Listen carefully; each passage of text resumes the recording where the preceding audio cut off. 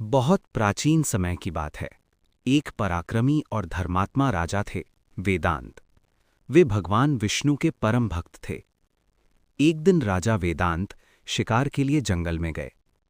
उनके साथ उनके मंत्री और कई सैनिक भी थे, लेकिन एक हिरण का पीछा करते करते वे रास्ता ही भूल गए।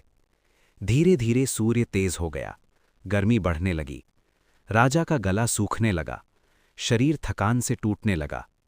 तभी दूर उन्हें एक नदी चमकती हुई दिखाई दी। राजा बिना सोचे समझे दौड़ पड़े और सीधे नदी में छलांग लगा दी। लेकिन राजा को क्या पता था, उस नदी में एक महान तपस्वी ऋषि गहरी जल समाधि में लीन थे। वर्षों से वे ध्यान में मग्न थे। जैसे ही राजा पानी में कूदे, उनकी तपस्या भंग हो गई। ऋषि ने अपनी आंखें खोलीं।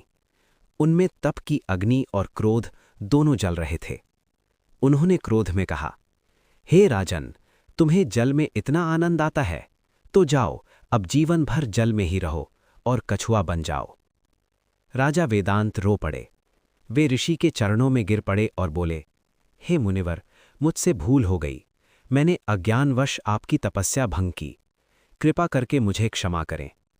उनकी करुण पुकार सुनकर ऋषि का हृदय पिघल गया। ऋषि ने ध्यान लगाया और देखा कि ये कोई साधारण व्यक्ति नहीं, ये तो भगवान विष्णु का सच्चा भक्त है। उनका क्रोध शांत हुआ और वे बोले, हे राजन, मेरा श्राप अब वापस नहीं हो सकता, लेकिन मैं तुम्हें एक मार्ग देता हूं। विष्णु भगवान ने अयोध्या नगरी में राजा दशरथ के यहाँ राम के रूप में अवतार लिया है। एक दिन वो यहाँ जरूर आएंगे। उनका इंतजार करो। उनके चरणों को छूकर प्रभु राम का आशीर्वाद लेना, तभी तुम्हें इस रूप से मुक्ति मिलेगी और मोक्ष प्राप्त होगा। राजा ने अपने भाग्य को स्वीकार कर लिया। अब राजा वेदांत एक कछुए के रूप में उसी नदी में रहने लगे। दिन बीतते गए, साल बीतते गए, लेकिन उनके मन में एक ही विश्वास था, एक दिन प्रभु अवश्य आएंगे।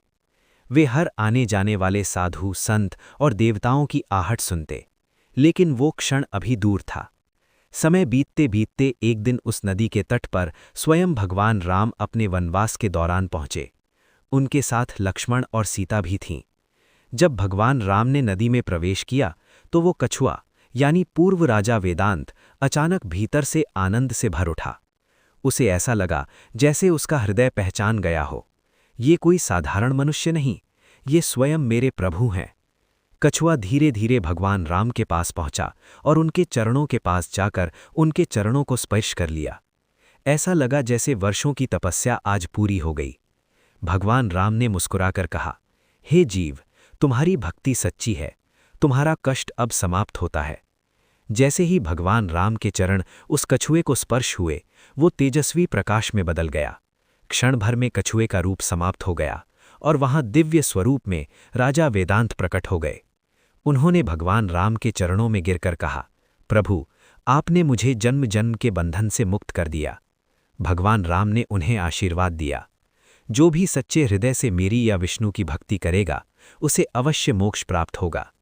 और उसी क्षण राजा वेदांत मोक्ष को प्राप्त हो गए।